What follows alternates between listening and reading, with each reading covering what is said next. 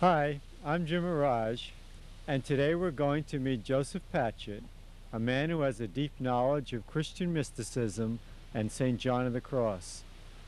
And this is a knowledge that has come from his own remarkable conversion and his attempts to live out the contemplative life, working at a regular job, and as a married man with 6 children. We visited him here in Manchester, Massachusetts, north of Boston. Part 1, An Adventures of Link is at Part 2. What are some of the funny things that Zelda does? She stares at She you. hides until you walk by and she jumps out and grabs you by the ankles and goes flying across the floor. And Freddy bites her. I was born in 1935 and Patchettland was out in the country, and there were 6 of us children. I was the second child, and it was a very peaceful, quiet existence, nothing like we live today. And when I was young, my mother went to work during the days, my father stayed home. We lived on a ranch, so we had a lot of time on the ranch just to play out in the woods and run wild, so to speak. We didn't have a lot of chores. We did get up, as we got older, we got up in the morning to milk the cows, and we had some more chores as we got older, but I don't know, it's just a very peaceful existence. Happy, no trauma, you know. Almost hard to describe unless you wrote a book about it, because it's so unusual compared with today's life. We didn't have a lot of money. Mom used to make our shirts, and we got 1 new pair of shoes a year to go to school. I didn't like going back to school. I had to put those shoes on. We ran barefoot all summer. It was warm in California. Starting in high school, I can remember thinking that the people who knew what they wanted to do were the really lucky people, because they would achieve something. They had a goal and they'd go after it, and I never seemed to have one. I even went to college for a quarter, studied mechanical engineering, but I just didn't like it. I had no ambition. I liked to party, but I just didn't have any ambition.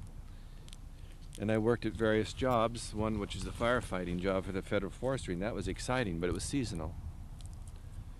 So having tried a quarter of college and then worked with the forestry for a season, which was about 8 months, I had nothing to do.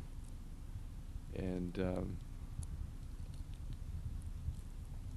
I just decided to go in the Air Force. I don't know why. I think my dad was relieved. He's looked at me like he realized that I was just sort of floating, you know, and he wondered what I was going to do with my life too. And I liked flying, or the idea of flying, but I didn't, you know, go in for pilot training or anything. I guess it was romantic.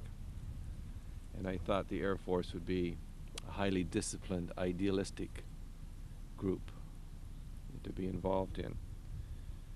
So I joined the Air Force for 4 years. It was an easy thing to do, being young and foolish. So in the Air Force, it just seemed to me that people were aimless, and I was very disillusioned with the Air Force because it was not that idealistic, and there was not that much training and discipline required. And then the job became very humdrum. It was radar, and I've just had this urgency to do something with my life, to make some meaning out of my life. It was like I grew up the minute I left home. I began to grow up. And I began to look for something that's meaningful to dedicate my life to. And I began to read all sorts of things that had to do with unusual things in science, and I don't think you would call some of the reading, it was mystical type of things in a non-religious sense. I was driving a friend of mine's car, which was a big old heavy Packard. And I was driving down a road in California that was a 2-lane road. It was an old road. It was concrete. And it had just started to rain.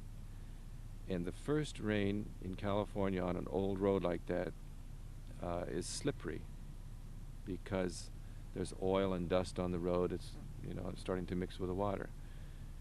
But I didn't know that at the time, and I didn't know that the rear tires on the car were bald. They were balonies. And I was driving, speed limit then was 55, and I was driving about that speed, and I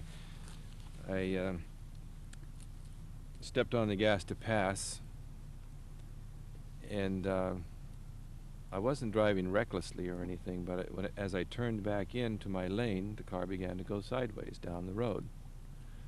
Now, it went completely sideways, and I tried to correct for it and took my foot off the gas, but it was like on ice. And I'm sliding down the road like this sideways, 60 miles an hour, and sliding gradually off the road towards a huge tree. And I can see this tree coming up for me, you know, like I say, a closing speed of 60 miles an hour. And I see it, it's gonna hit me right where I'm sitting. So I laid down in the seat. I was calm enough, and I just laid down in the seat, and just before impact.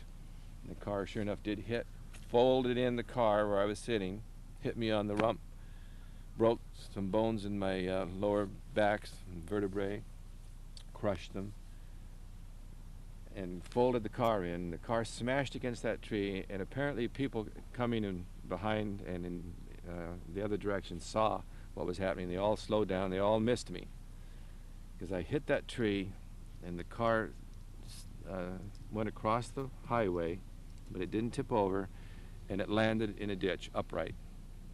Of course, I'm laying in the seat, out of breath, and I can't breathe.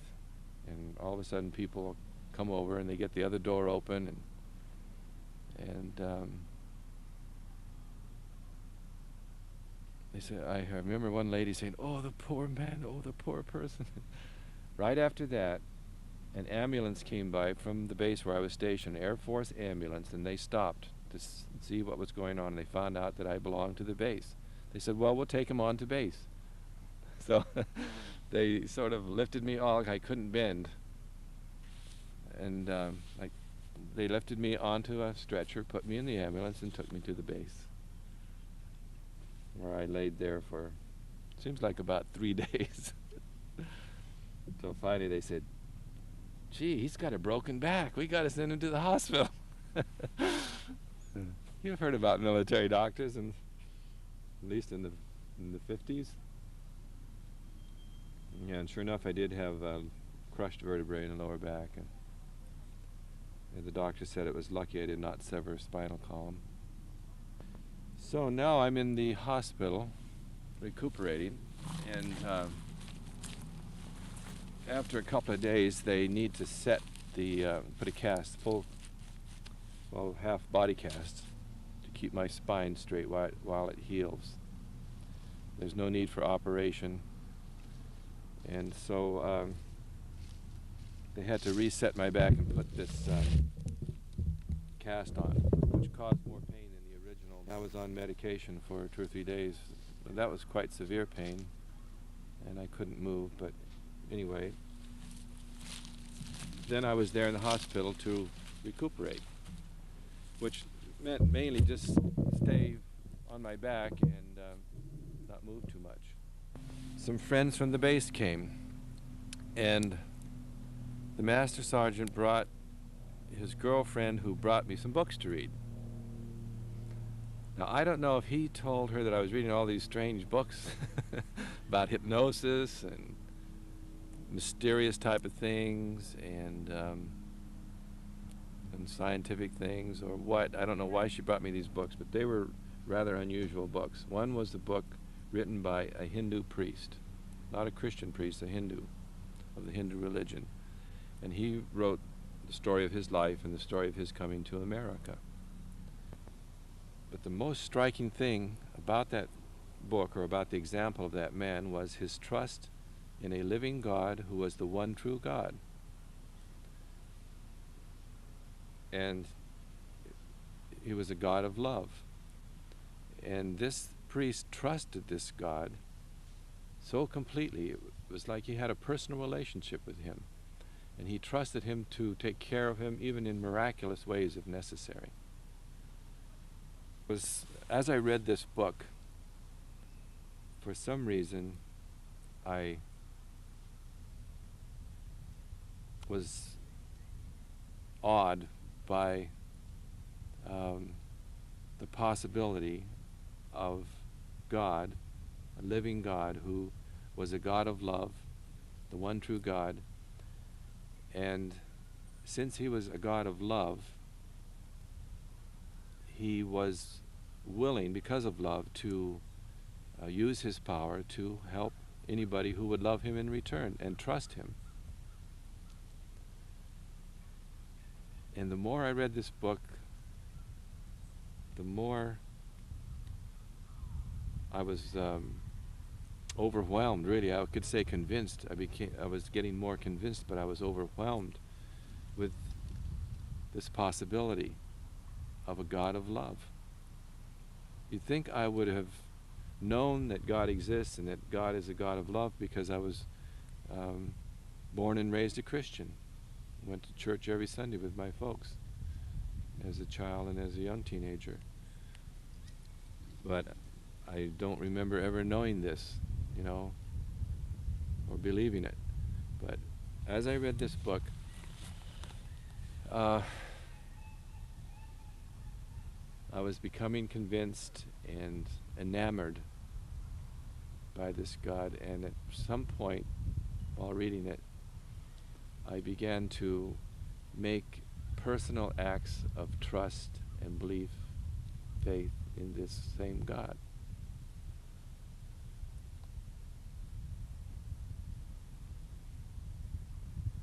And as I did so,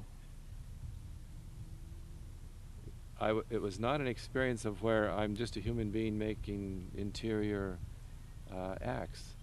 As I did so, it was a living experience that happened where I would trust this God in all, and he was there, and he would support that trust. It was like encouraging me with something that was more than just human, but it was so integrated to my humanity that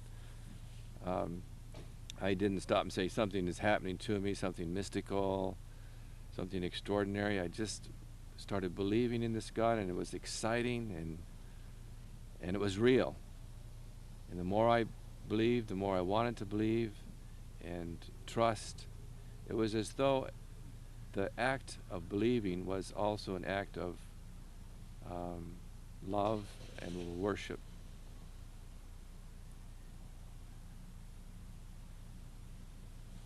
But anyway, that's sort of looking back on it. At the moment, I was just starting to believe, and as I believed, I was entering into the reality of this God of love who, since he was God, had infinite power. And since he was a God of love, he was willing to use this power to help us, as he helped this priest, who was not even a Christian.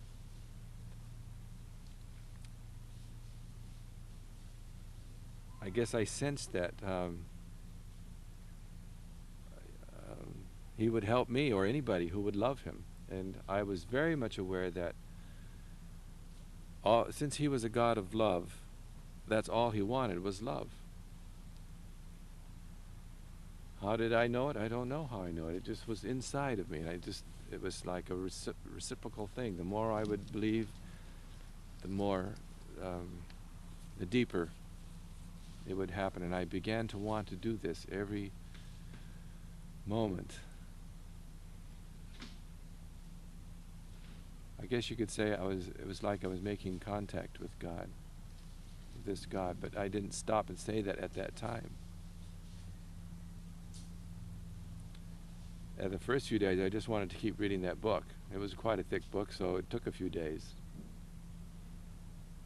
But at the end of it, I didn't go back into the book as though I needed to go back and get something from it.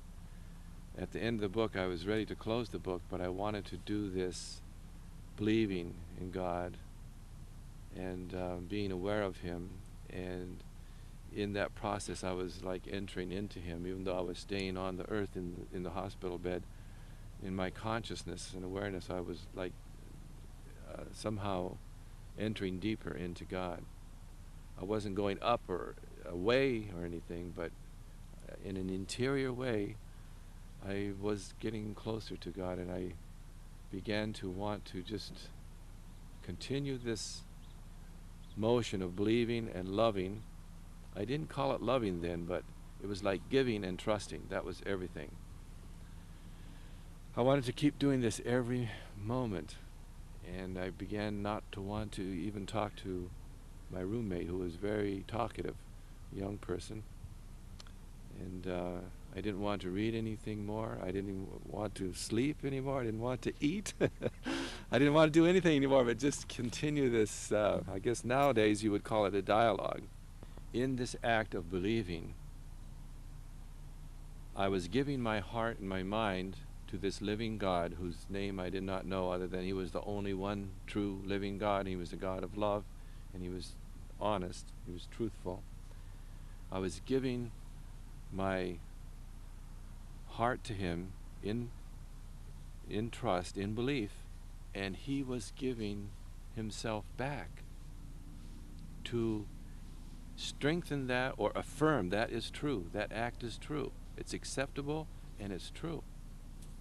And it was a reciprocal, ongoing thing. That's how I would describe it. It was reciprocal. It wasn't just me making acts, as I think most humans conceive of acts of religion that we make. We just make them, but we never get anything back. There's no conscious, experiential reciprocity. But that was not.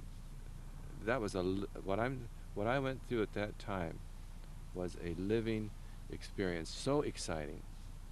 So I'm in the hospital and recuperating, and I have all this time to read and to more and more make these interior acts as I'm reading the book. And each day I start the day reading on and getting more caught up in the living trust rather than the actual experience of this Hindu priest. And I just want to do this more and more and more. I had a very talkative roommate,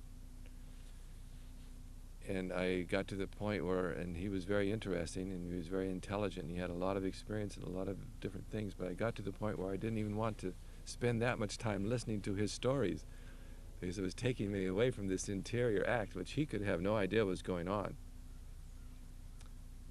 And after being there for a couple of weeks, I could get up and walk around, and I would walk down the hall and go down to the little library and where there were magazines and books, and I would sit there. I would take magazines off the rack and look at them. They were magazines I was familiar with, but it was like from another world.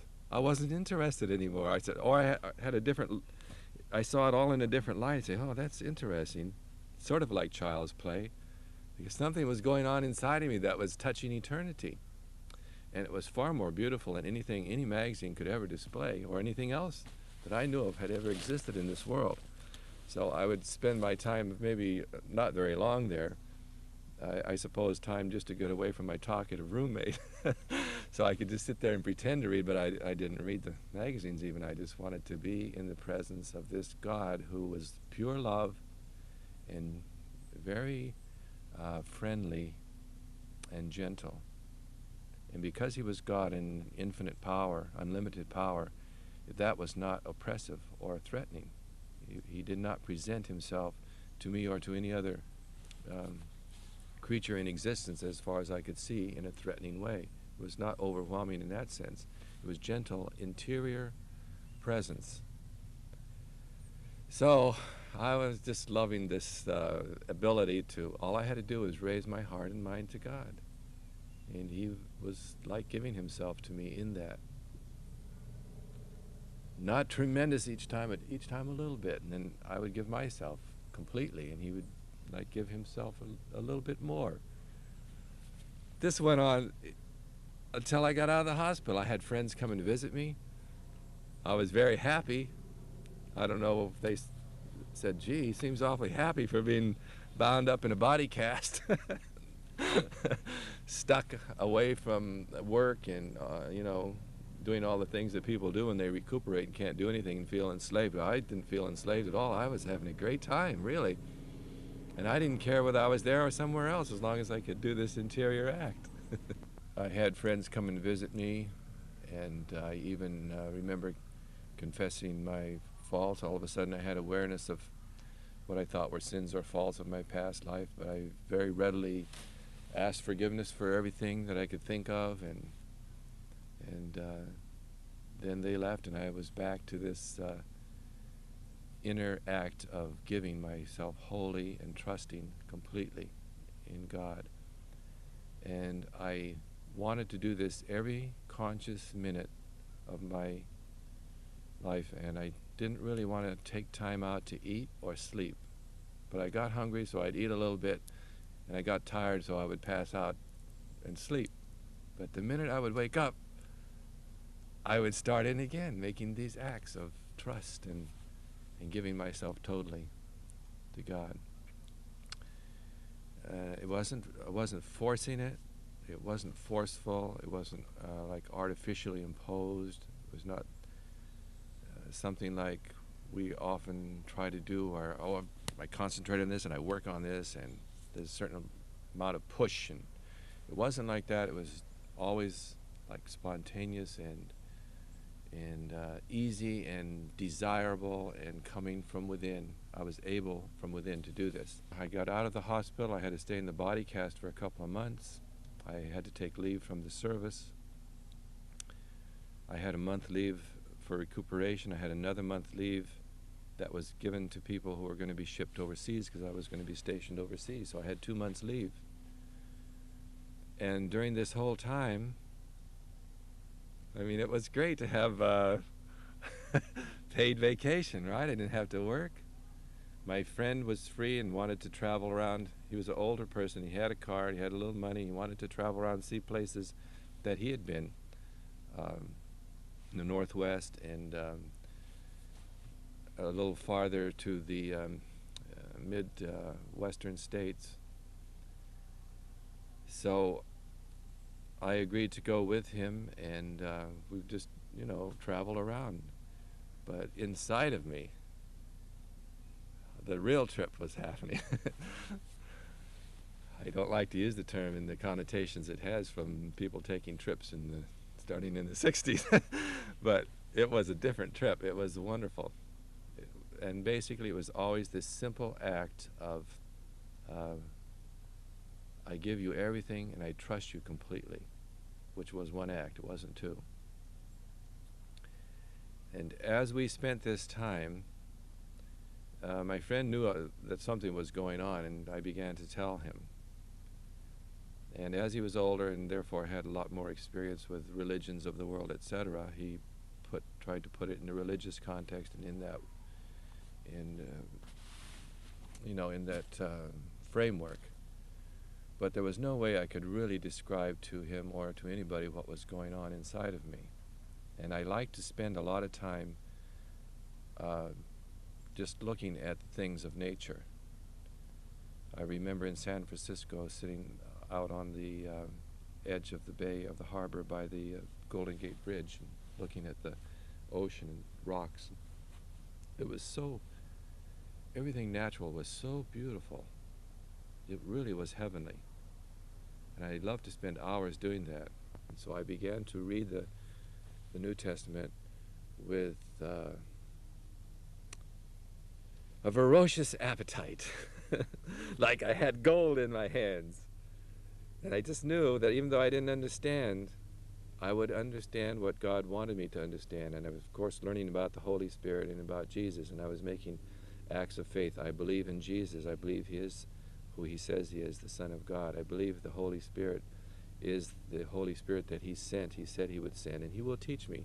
I sort of knew that as though it was by intuition. And so I began to read the New Testament. The experience was getting less intense than it had been, of course, those first few weeks in the hospital and the first few weeks immediately following. But it still was like the basic thing in my heart that all I wanted to do in my consciousness. I just wanted to make these acts of completely trusting and completely giving myself to the living God who was everything. And as I went to this church service, I felt tears welling up in my eyes, saying to myself, this is all true, this is beautiful. God in the person of Jesus established churches, and it just struck me as being so wonderful that he came and gave his life for us. So I was starting to become aware of established religion. And before I was shipped overseas, I went on my own one night to the local chapel, which was quiet, nobody there, of course. And I was born and raised in the Protestant tradition, so naturally I went to the Protestant chapel. I didn't know there was any other church, actually. The Episcopalian service I went to was a little bit more ornate Protestant service that I was familiar with.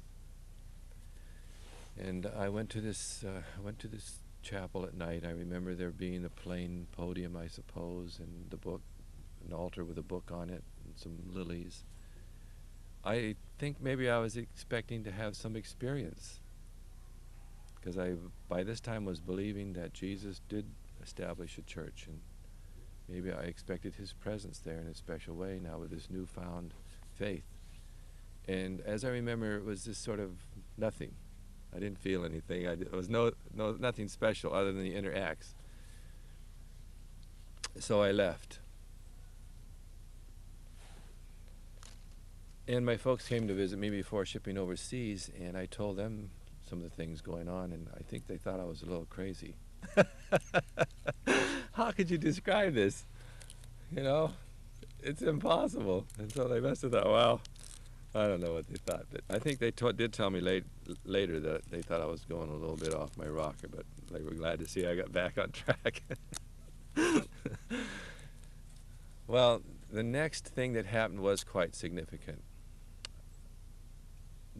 I was going over to Okinawa, and in those days we had old airplanes with propeller-driven airplanes, a big 4-engine Super Connie, noisy, couldn't hear yourself think in the plane. But that trip over to Hawaii, up in the air, was just beautiful. And we landed in Hawaii just for a short stopover for fuel, and that was beautiful. Then back in the plane, flying across the Pacific into the sun, and the sun was taking a long time to go beneath the horizon because we were flying into it. And at that time, even though I was maybe not making explicit acts of trust at that moment, I was more or less living in this aura. By this time, I would be living in this aura of living in the presence of the living God. At that moment, an undefined moment, but just at a moment, it was as though he left.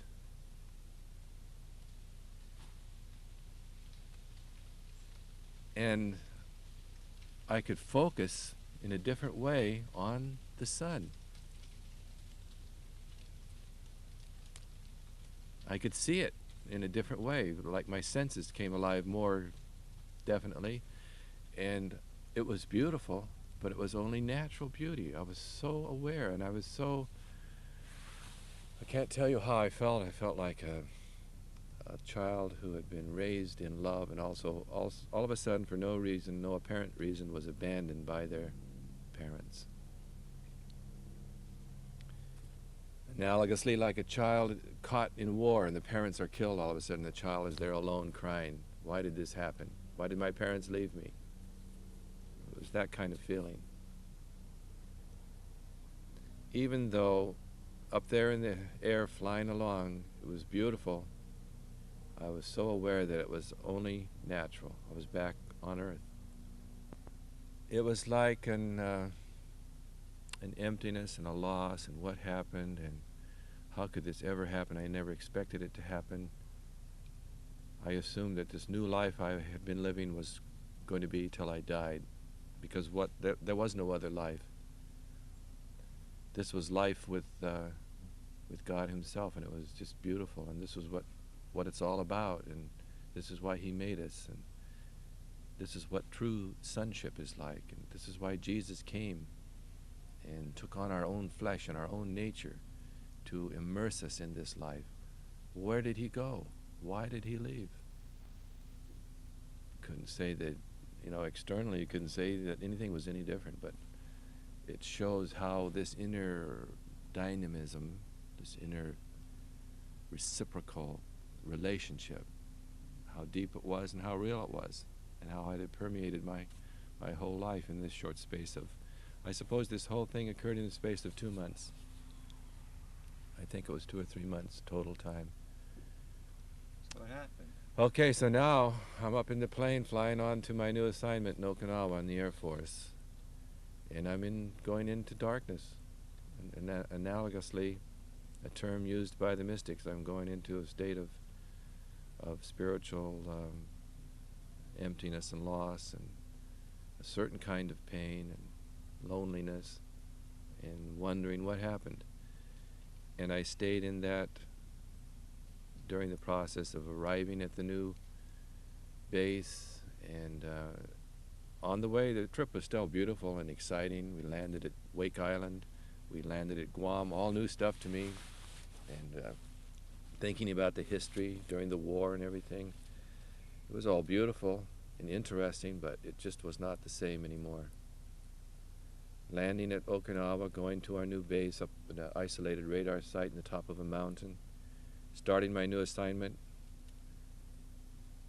It was all exciting, and it was all sort of empty, or more than sort of. It wasn't hopeless. It was like deep, deep, way back, I know that this can't go on, that this God who I was putting my trust and faith in and was developing a relationship with, I would say, was still there. I knew that.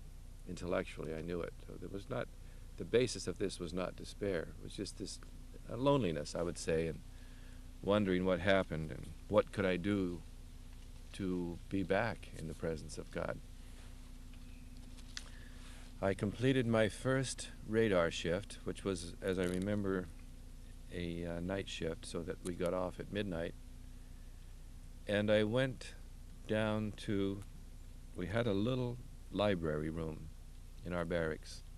And in that library room, the priest from the large Air Force base had put a lot of literature. He or somebody had put a lot of literature. I found out later. I didn't know it at the time. I just went down and sat down, sort of in this sense of emptiness, and I want to say despair, but it wasn't that heavy. But this loss and this feeling of darkness and searching, and it didn't help anymore to read the scriptures as it had helped. I mean, the scriptures had been so wonderful up to this point, but reading the scriptures didn't help. No warmth, no consolation came back, no presence. So I was sitting there in this library, leaning back, sort of like in a hopeless way, leafing through the books with my fingers. And I pull out this book, and it says, The Imitation of Christ. So that's good. The scriptures weren't doing it. I'll try anything. Oh, The Imitation of Christ. Well, this man started talking about things that some light started coming back. Oh my goodness, I was there for the whole night. Because what this man talked about, I said, he could not have learned this except from God, the God that I knew, had known. And of course, there's some of this warmth, pablum, for the starving child was coming back. And in this book, he was talking about things I had never heard of: the Eucharist, communion that was actually God himself, Jesus himself in his body and blood. What a fantastic idea. I never heard this in my life. But this man of holiness was talking about this as it was part of his religion, his denomination. And the Mass, I never heard of the Mass. And confession. Penance, I didn't know exactly what he was talking about, but these were all new things to me. And I said, wow, this was really some religion. But I read back to see that the author lived back in the 1300s, which is centuries away, a long time ago. And I was sort of very enamored that this man had this holiness that would allow him to speak such wisdom as he spoke in that book. But I was a little sad that he lived in a religion that was so old that maybe he wasn't around anymore. So I went to sleep exhausted and got up in time to go back to work in the afternoon shifts, and did my shift, and after work went back down to the reading room. And since I had such a good experience the night before of just picking out different books, I thought, no, I went to the same section and I tried it again. I fingered through some more books there. I pulled them out. I pulled out one, The Story of a Soul. Sounds good. Open it up, start reading. Again, this person is talking about things that really come from holiness and from the living God. I knew this time it was a woman, and she was living in the same kind of context as the author who wrote this other book, which now I know is a monastic context. But I never knew about monks and cloistered sisters when I read this book. But this sister was a young person. She was writing about these holy things, and she was especially talking about communion as being the actual living God, Jesus, by a miraculous transformation, existing whole and entire in this bread. And her devotion and her faith were such that I could see it was true. And I got even more excited when I read when she lived, late 1800s. I said, wow, now this is getting close. Maybe this religion is still here. Maybe it's still around. Because my idea was like denominations, they come and go, and there's hundreds of them. I didn't have an idea that Jesus established a church, which he said is going to remain till the end of the world, and because he's going to protect it. Now I'm really getting excited, and my heart is pounding, And because reading these books of holiness were putting down, it was a process of seeing that there existed in the concrete what I had experienced in my heart over an extended period of time. And then, of course, for unknown reasons, I lost for a few days, and I was devastated in a way. But now that I'm finding something like this in the concrete, this is very hopeful. There's other people over a period of centuries who have experienced these kinds of things and have written about them. And if there are these two, there's probably more. It was very exciting. I looked around in the library and I found a contemporary magazine. I think it was the Sign magazine. And from that I got the idea that this church is still here, that has Eucharist, has the Mass, has saints. I found out these people were saints, that they call them saints. So it was after that I said to my friend, what about this Catholic church? Are there any around? Do you know anything about them? And he mentioned it to John Hawkins, and John Hawkins said to me, I hear you're interested in becoming a Catholic. Well, I never did form those words in my mind before, but the minute he said that, something clicked, I guess. I said, yeah. So he said, okay, I'll introduce you to the priest when we get down to the main base. And I said, okay. A little bit of fear and trepidation, but I said, okay, let's do it. Which he did. We went to the chaplain. Father Reuter, I think, was his name. And I said to him, hi, Father. And we introduced, and I said, my name is Joe Patchett. I'm living up there in the radar site, and I want to become a Catholic. He told me later, he said, wow, what am I going to do? I've got a convert in my hands here, and I don't know how I'm ever going to instruct them up there in that radar site. But he said, okay, and he gave me a book. He says, and then here's another one. And then he started looking, and here's another one. Pretty soon, he had a pile of books that high. 2 months later, the father came to our site. He said, Joe, I came to interview you. Not interview you, I came to see how it's going. How is it going, you know? And we talked for a while. And at the end of our talk, he said, I think you're ready. Wow! Already so soon? Fantastic. If I'm ready, if you say so, I'm ready. Okay. So we made a date that I should receive conditional baptism, because I didn't know if I had been baptized or just christened in my church.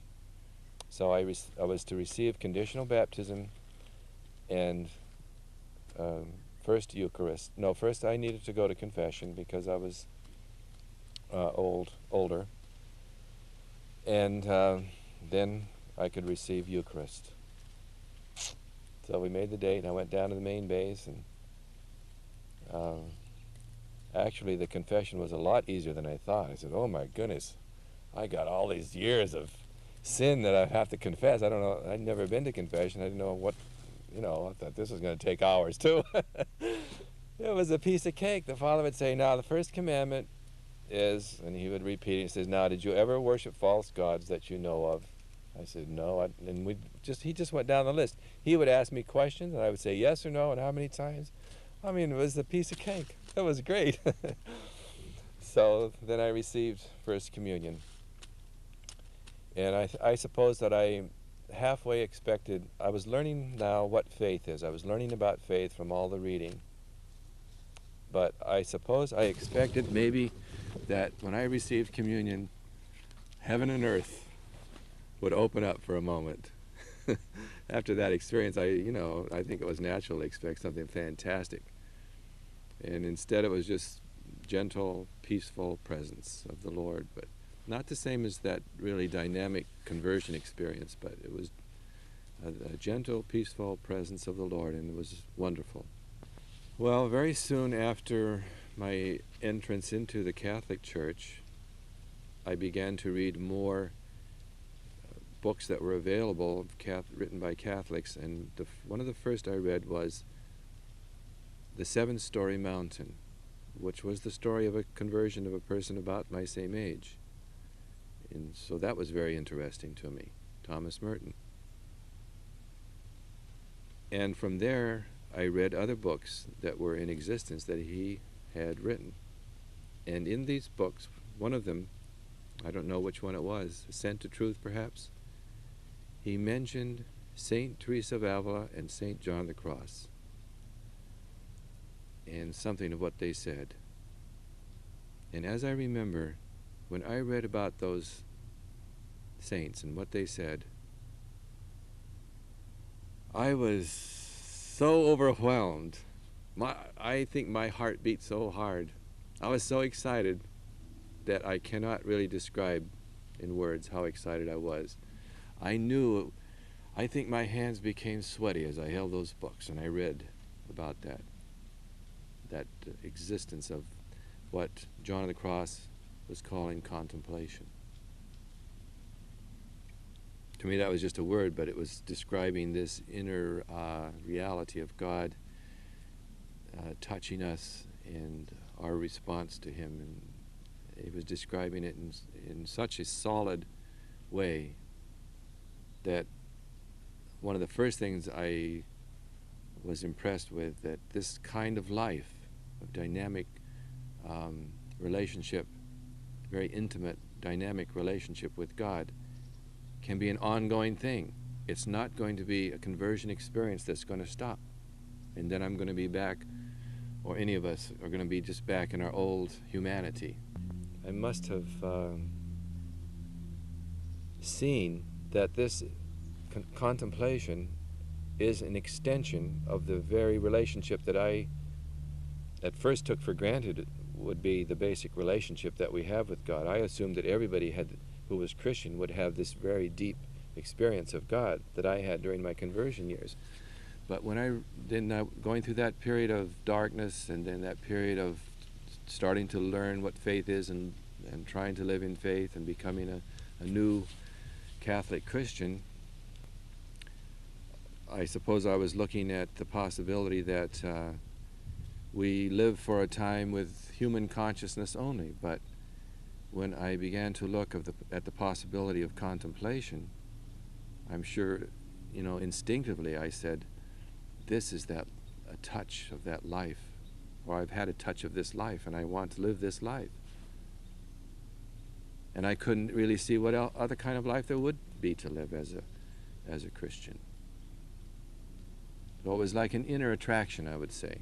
I didn't say explicitly, oh, I'm called to be a contemplative, or I'm called to be a monk, or anything like that.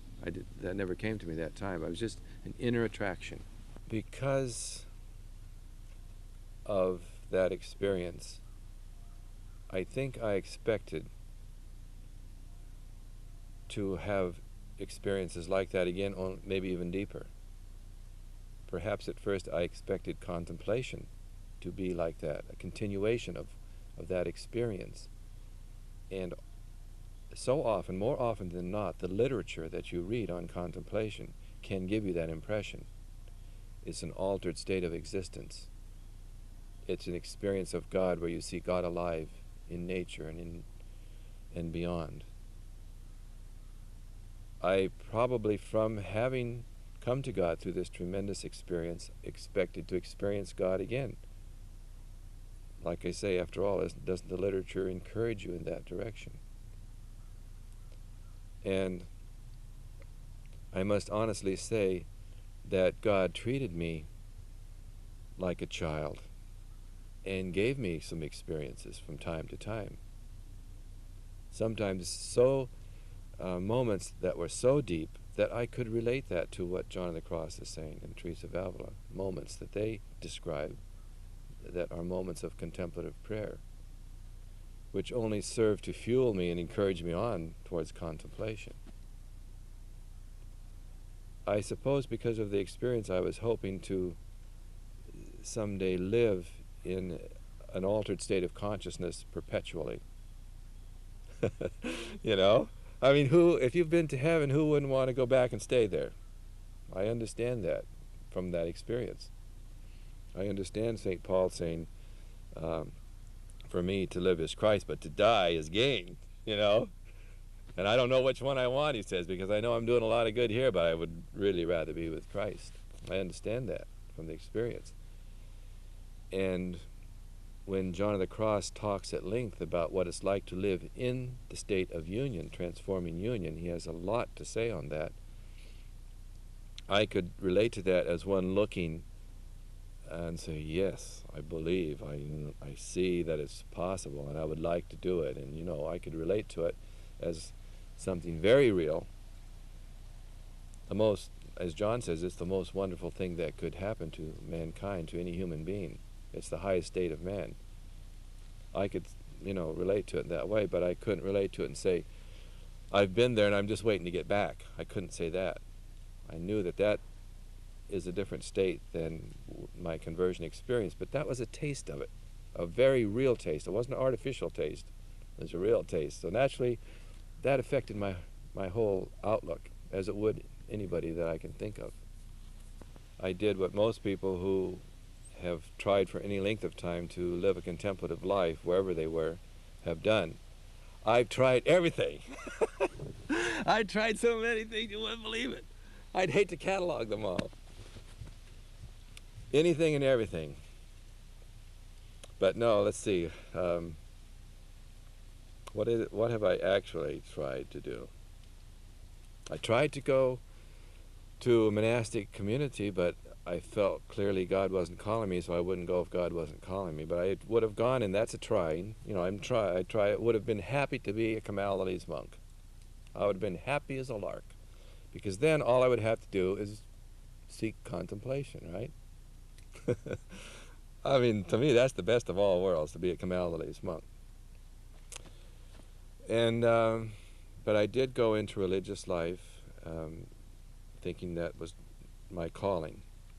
While I was in religious life, luckily the founder of our order was a man who, though very active and a St. Paul type of missionary person, his spirituality was very conducive to contemplation, if you understand it rightly.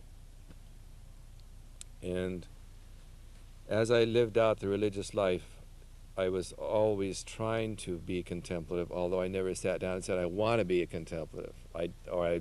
Or I didn't say, God, please grant me contemplative prayer at this moment. But I was always in that attitude. I was trying to be quiet and be contemplative. And I began to read with more hope and very definite intention John of the Cross and Teresa of Avila while I was in religious life. Especially Teresa of Avila. I depended on her. She was so practical and helpful for me in the first few years of religious life, novitiate.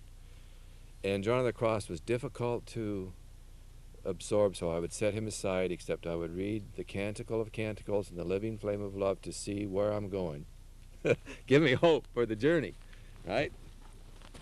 Even though people would say, oh, you shouldn't read that stuff, you're just a novice and it's going to, I mean, you might go off the deep end, but to me, it was taking a little taste of the cake before you could eat the whole thing, you know, to give me some strength and journey to an inspiration of where I was going. But I would, in a practical way, read the beginning parts of John of the Cross, but it was very tough to take, so I would read Teresa of Avila, and for quite a few years I did that in religious life. Then, towards the end of religious life, things, in a way, became chaotic with the beginning of the Vatican Council, and all sorts of changes began to occur.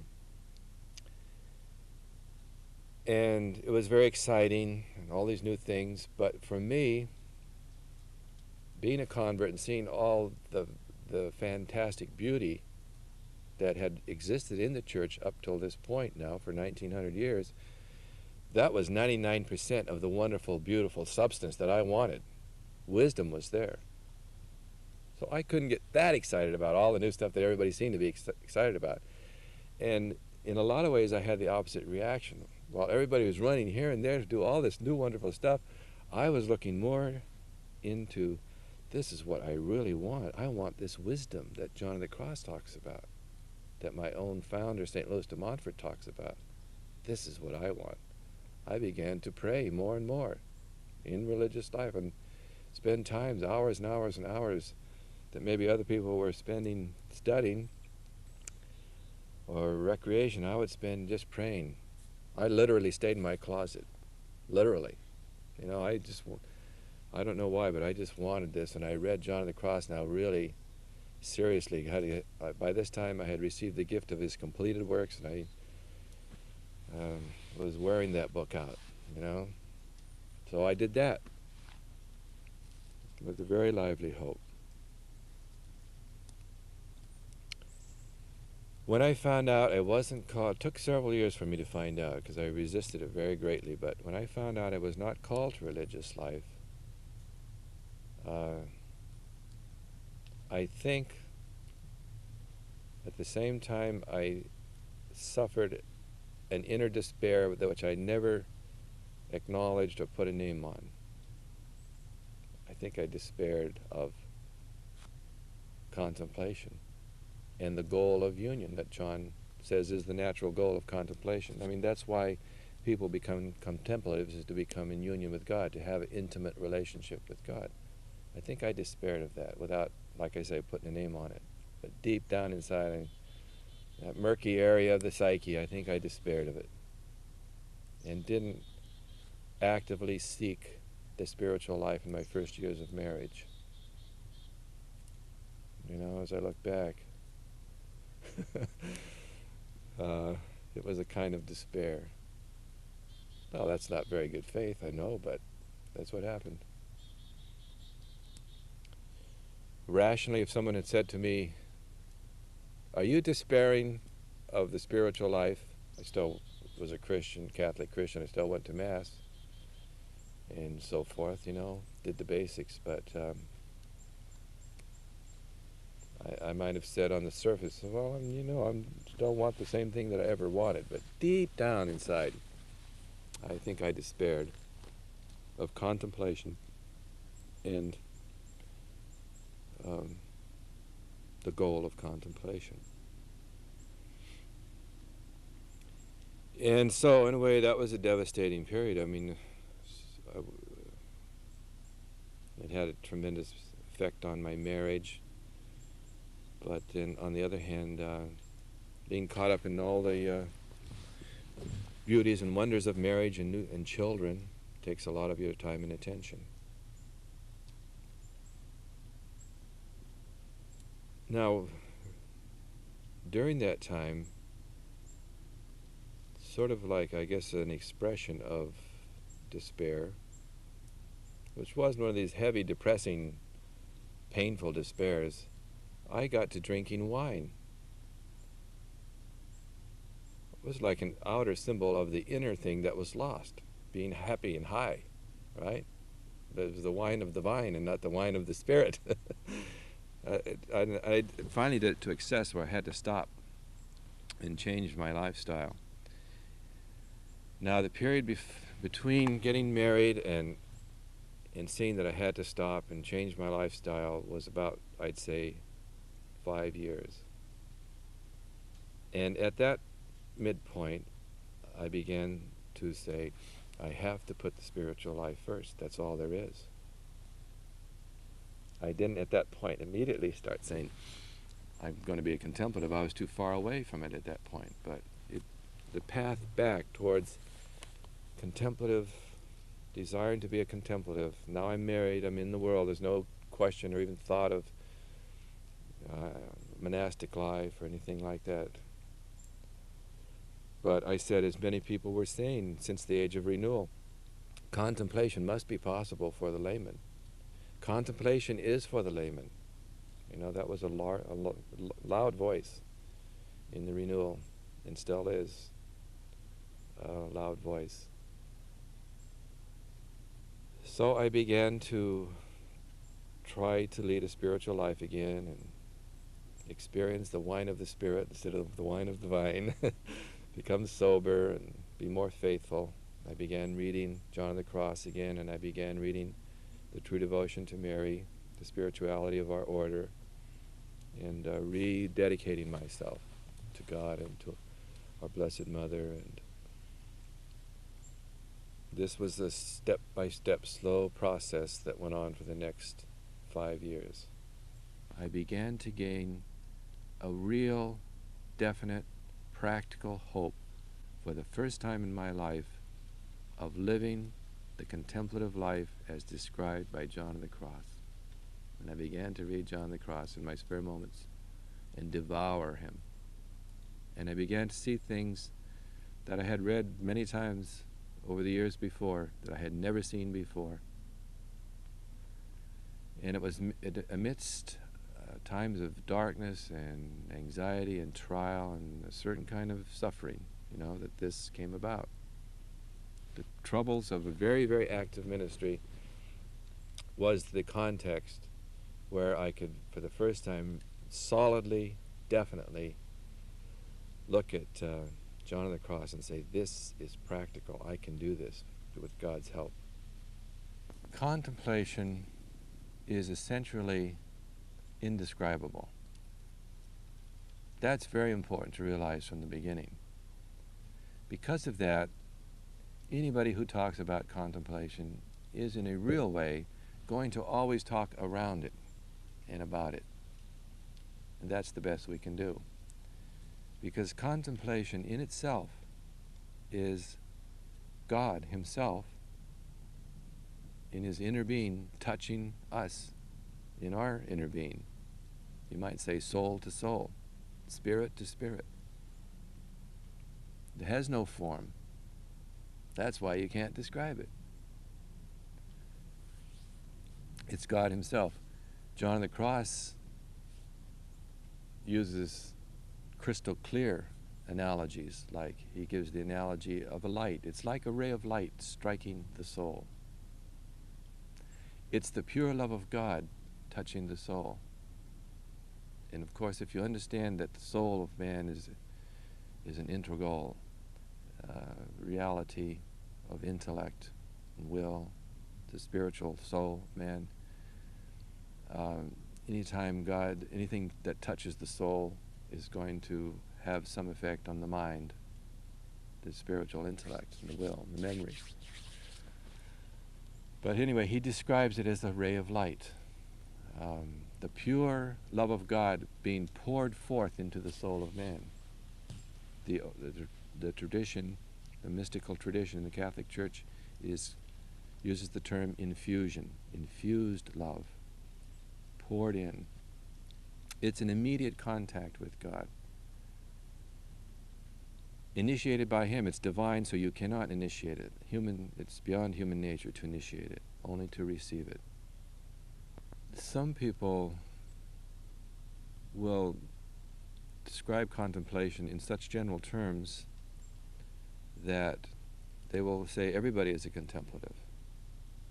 And there's truth to that when you describe contemplation as being divine love that's infused into the heart and soul of man, because we know that divine love is infused into our soul even at baptism, and then it increases as we live the Christian life, in that sense. But in the sense that John of the Cross and Teresa of Avila describe, not even half of people who are sincere, intent, totally dedicated, consecrated to God, completely intent on loving God above all things, seeking perfection in all terms, not even half of those are called by God to contemplation. And they have to be called because God is the initiator. You cannot initiate contemplation yourself. You will hear people talk about contemplation as though you could. Like at one point John has a description. Well, this beautiful light, which is God, is living in us all the time. All we need to do is get rid of the impediments and it will shine forth through us, into our faculties, etc.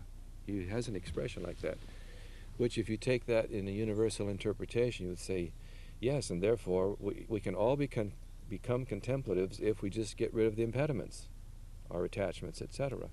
This light will shine forth and we'll be contemplatives. But John does not give it that kind of universal interpretation.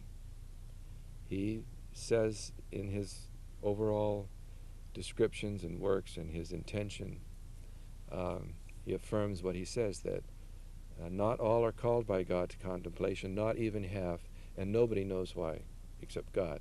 God alone knows why. Now, if you want to find somebody who you think is a contemplative, you can find quite a few people and say they seem very contemplative. But if you go ask them, most of the time they'll say, no, I don't think so, even though they might really be. If you ask some people who are knowledgeable about what contemplation is, are there many contemplatives, they will say, yes, I think there are. At the same time, they will often admit, but they don't know it, and neither does the rest of the world. They suspect it. But so are there a lot? I think there are. But can I point them out? No. I can't even point to myself and say for sure, yeah, you're a I wish I could in a way. I did have one person say to me once, I'm a contemplative, and I've been through the dark night of sense. And this person was familiar with John of the Cross, and I've been through the dark night of spirit, and I'm a contemplative. It's the only person I've ever met that would say that to me. But I could not affirm or deny that they actually were. I hope there are many. I suspect there are many. You ask God for this gift, and you do everything you can to prepare for it. John of the Cross has quite an explicit asceticism, and Teresa of Avila complements that. She gives advice as to what to do as far as preparing yourself to be a contemplative. But much of their advice could be taken too for just how do you live a good Christian life. How do you seek union with God, whether you are called to be a contemplative or not? You know, that advice could be used. But anyway, you do that. You try to prepare yourself. You try to get rid of the things in your life that are impediments, and you try to open yourself to the gift and be totally dedicated and committed to God. And to me that means committed to His church, after the example of the saints and the teaching of the church. Seeing in that an act of faith in Jesus Himself, who is embodied in the church, and His authority too. So I do that too. I think many people do. I've met many people who do the same thing. They are totally committed to the church, not because of external human authority, but because of internal faith, where they're saying, this is Jesus embodied, this is His church, He's teaching us, and so I need to be faithful.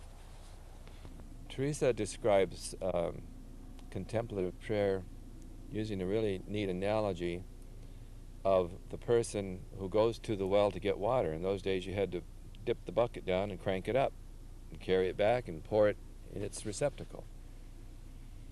And I relate to that from having been raised on the farm before we had electricity, and we had to go pump the water. We had to pump it in a bucket, and you know, somebody had that chore. And it becomes a chore, especially in the cold mornings and late at night and you're tired and you have to go get the water, you know? And that's what they had to do in Teresa's day. And people who pray, while she's talking from the experience of religious life, they're praying every day. They're trying to get, you could say they're trying to get close to the Lord and experience His love and devotion. And they have different ways of doing it and experiencing it through their reading and their meditation. And the saints are calling that active effort, like the person who has to go get the water.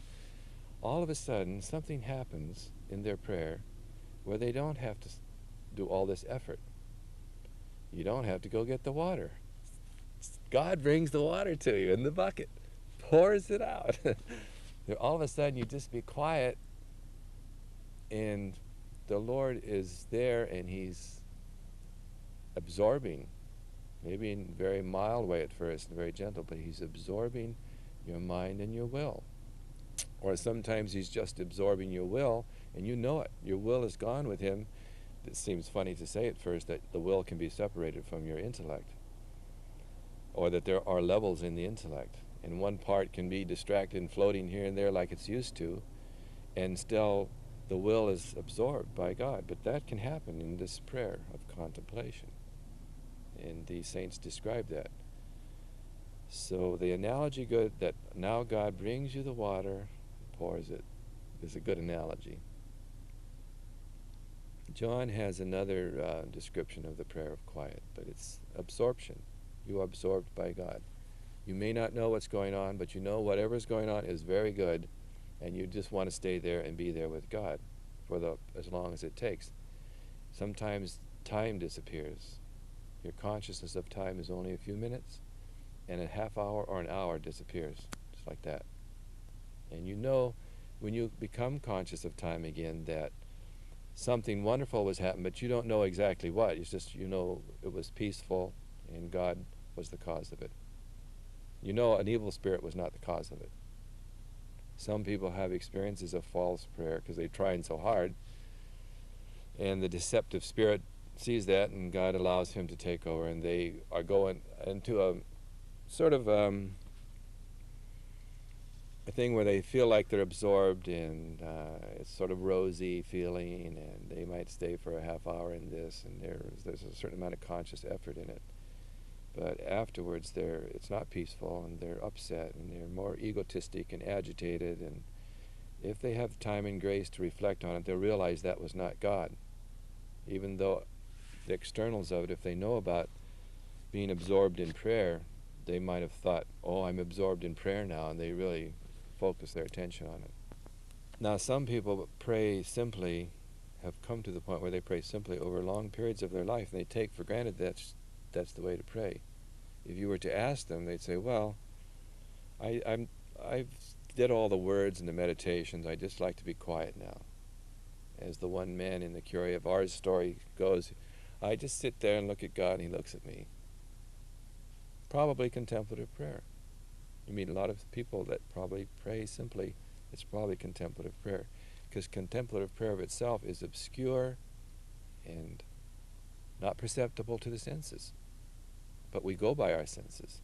So how do we know anything about it? It's not conceptual. It doesn't come through concepts.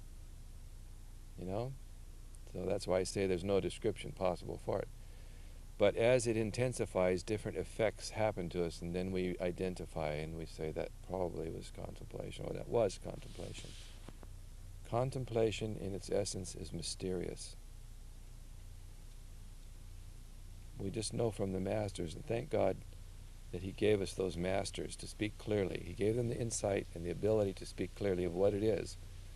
Masters that were doctors of the church now, like John and Teresa. And they do speak clearly, in a way. Now, I don't think that God gives us, most of us, or anybody who's a contemplative, he gives them that clear knowledge. Maybe in a moment here and a moment there, but the rest of the time he leaves them in obscurity. And John has a reason, he describes a reason for that, so they can live in the merit of faith and increase in faith, because that is like the pearl of great price. The greater is their faith, the greater is their union with God. It's intimately linked with love, divine love and faith. They always grow together in this life. So that's one of the reasons, at least, you can see that God would keep people who are contemplatives in obscurity about their contemplation. Plus, like I say, it's naturally obscure. By nature, contemplation is obscure. Now, as contemplation intensifies, it causes actual pain. At that point, the pain is of such a nature that people need support and help from a good director who knows what's happening, or from other people around who are contemplatives and can be supportive. If they don't have this support, they're very tempted to slow down or stop. In Teresa of Avila's case, every time she would go to prayer, she would be attacked by all sorts of terrible pains and noises and temptations. What are you doing? This is stupid. You're wasting your time. Or maybe more sensible things. She would be attacked so that she gave up prayer. She says, I don't want to do that because, good heavens, all the trouble it's causing me, right? That happens to contemplatives in that when the contemplation that God is giving intensifies, it's such a bright light. It brings to light all their faults, and they feel more horrible about themselves than they ever did their whole life.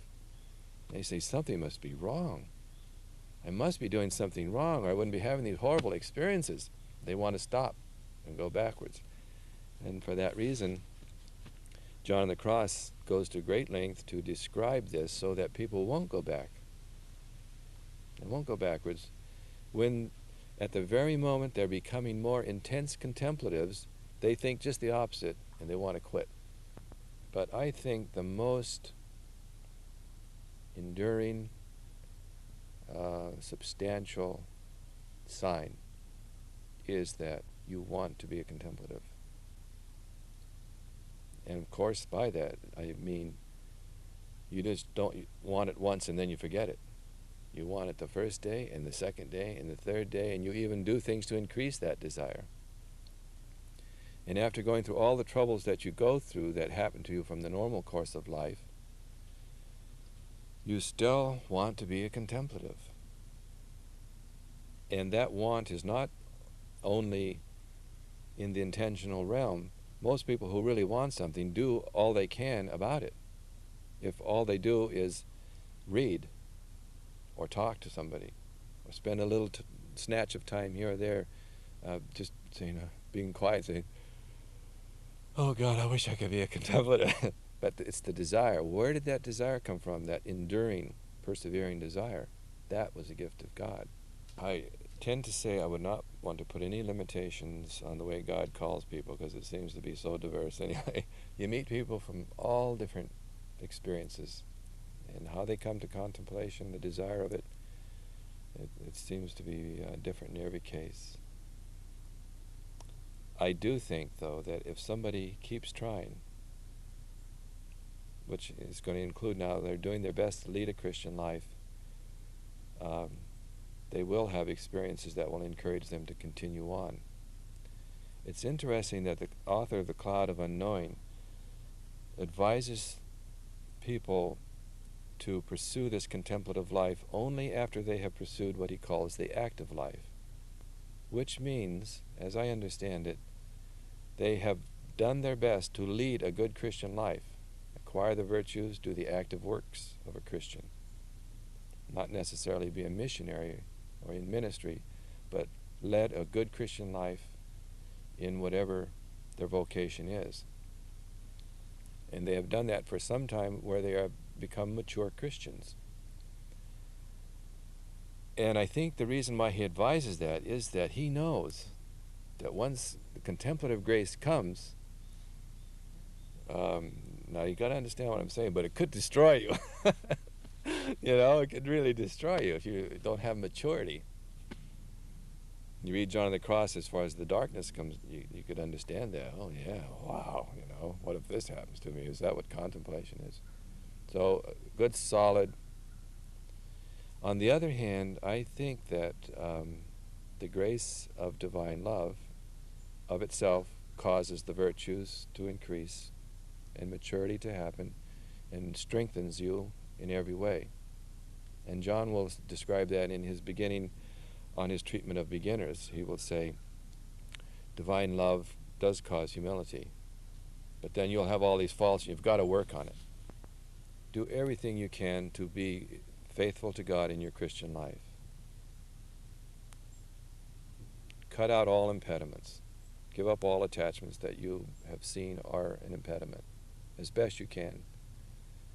And on the positive side, you will start doing everything you can to be faithful if you're not yet doing it. Like, you will pray on a regular basis. You will pray the prayers of the church. You will go to Mass, you know, confession. You will do all the basic things. At the same time, you will nourish this desire for contemplation by reading the Masters according to your own ability. Some people could not even begin to read John the Cross. They just will not forget it. But they might be very inspired by reading the example of Saint Therese, the Little Flower, Blessed Elizabeth of the Trinity, The Cloud of Unknowing. It's very simply written, but, you know, they will do reading. They might, if they have the availability, they might go talk to contemplative nuns, the Carmelite nuns or the Trappistines, or they might talk to someone they heard among the priesthood or religious life who they heard was contemplative. In their process of leading a committed Christian life, they will spend quiet time in prayer. And what they have read about contemplation will become effectual then. They'll be thinking about that. They'll be disposing themselves interiorly to the possibility of contemplation. They will start to become passive. You know, it's just a natural thing, and most everybody will do it in their own way. Some people will try centering prayer. They will read people like Teresa of Avila, who I find very readable and practical, and use her advice as to what to do in prayer and what to do in spiritual reading. Not to read just for intellectual curiosity, but to read only what nourishes the spirit, is the way she puts it. One thing I think they should do, if they will, I think many people who look at contemplation and say, I want to be contemplative, they will be tempted from their reading even, and from natural inclination, to look for the experience of it right away. Strangely enough, that's the last thing you should do. You know? That's an impediment, actually. If you go looking for experiences, you're going to find them, and it's not going to be contemplation, except on rare occasion. You know? God might, as John describes, give the child candy because the child won't eat the meat and potatoes. And it's better to eat a little candy than to eat nothing at all. So God might give a touch to encourage a person. But he's also very wise, and he doesn't want to encourage anybody down the wrong road, so he may very well not give any experiences, or may only give one. But the seeking of contemplation is not the seeking of experiences, but it is the desire and seeking of being so attentive to God that he can do what he wants in us. He can begin to pray in us, which is another thing that contemplative prayer is. It's God praying in us, but without words and without, for the most part, any sense awareness. I don't know. I imagine there's a lot of things other people will say you can do for contemplation, but mainly it's a gift of God. I think the main thing is to ask him and dispose yourself for it. A lot of people will get the idea that it's being quiet. I have to be quiet. I have to be away. And then once they're away, they'll try to be quiet in their senses and their faculties by, in a way, holding their breath. I've got to hold my breath. That's a natural thing, but we all do that at times. But that is not going to gain you contemplation. I think that one of the first things they've got to overcome is to say, God is not going to give me the grace to be a contemplative, because if he was, why would he have me doing this, living in this world? It's chaotic. Got to go to work every day and do this. It might be a very mundane, or even, I'm just a cog in the wheel. No one would miss me. Why do I have to be here? I want to be contemplative. That's one of the first things you have to overcome, is that you may not be able to know God's plan as far as, well, you may have to overcome the thing that if God wanted me to be a contemplative, he'd put me in a monastery, and therefore I'm not called. You have to get over that. That God will grant you this most marvelous gift that he has, that I know of contemplation, if you want it. Okay? Now, practical things. You have to nourish that desire as best you can, like reading and doing the basic things of Christian living, being faithful to Christian living. But you have to take the snatches of time that are necessary to pray, and included in that is the meditative spiritual reading. You have to take your time. Now, you might not find much time. I know people who they find it nearly impossible to take a half hour a day of mental prayer. They have a half hour a day of Vespers and Lauds, taking different, Vespers in the morning, Lauds at night, 15 minutes per time, and that's the only time they can get. Or if they're in the right context, they get away during lunch hour to Mass.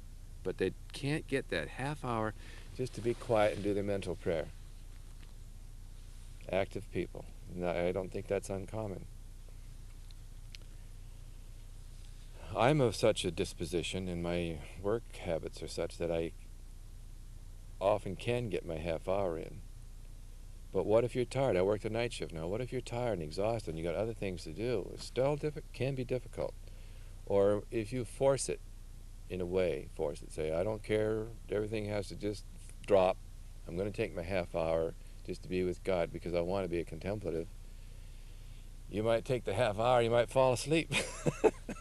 And you might say, gee, if I hadn't taken the half hour, I could have got this work done. You just have to do it on a regular, disciplined basis. The discipline of it is to do it on a regular basis.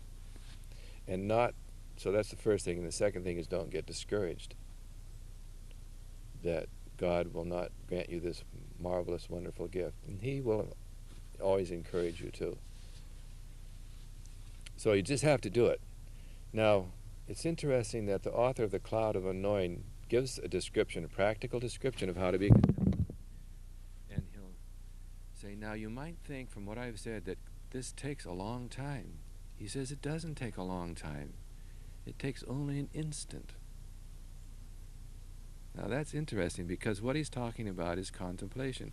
God infuses this the God who lives outside of time and is not bound by time, he infuses something infinite just like that. So it doesn't take time like you think. And you talk to people and you see that they do experience these things, like out of the blue. It might be during lunch break at work, or it might be when they're exhausted at night and they're thinking of going to bed, or it could be any crazy time. All of a sudden, this happens, you know? And that's encouraging. And they ought to say at that point, that was contemplation, that was contemplative. Or they'll just know it without even saying it. But sometimes you have to tell yourself to encourage yourself to keep trying. The best way that I know of, the most important thing, if you can take it, is to consecrate yourself to the Blessed Virgin. Consecrate yourself to the Immaculate Heart of Mary. Consecrate yourself as completely and entirely as you can. A good example of how complete this can be is the True Devotion to the Blessed Virgin Mary by St. Louis de Montfort, or a condensed work of the same message called The Secret of Mary by St. Louis de Montfort. This is the best, most perfect way anybody that I know of can obtain contemplation, because she holds this gift, as all the gifts of the redemptive gifts of the body of Christ, figuratively in her hands, to give to whom she wills, when she wills, as much as she wills. Like I say, this might sound strange and be hard to take, but if you can take it, this is the best way. Very really, you must understand that this is not something anybody can do. There's a whole thrust of effort out there of people who are going about it as though there is something you can do. Centering prayer and spend these hours and be passive and quiet the senses and concentrate on this and use this Eastern method of Zen, and it will bring you to this consciousness, this other consciousness, and that's contemplation, so forth and so on. There's a whole ton of stuff like that. I would say no, none of it. I mean, you can do those things because they're good and healthy, and it can be the context that is, since it is good, it makes it easier for God to infuse this gift. But in itself, no, there's nothing you can do. God grants this gift when He wants to, and how He wants to, and how much He wants to. Ask Him, try to be disposed as best you can. Use the discipline of, like I say, the basic Christian life of commitment. You know, go as far as you can with it. But ask Him, continue to desire. God loves a person of desires, you know, like David. David, you are a man of desires. I'm going to grant your heart's desire. Do that. You can do that. The second thing, be aware of the obvious, that God is everywhere all the time. He's present, loving us all the time. He wants to love us. He wants to grant us this gift. That's why He gave the desire. When we start to be contemplatives, all of heaven and earth rejoice. Well, all of heaven, because they're conscious. All the angels and saints rejoice the moment somebody becomes a contemplative, even with the first grace. And the moment they overcome all their faults and enter into betrothal, all of heaven rejoices again.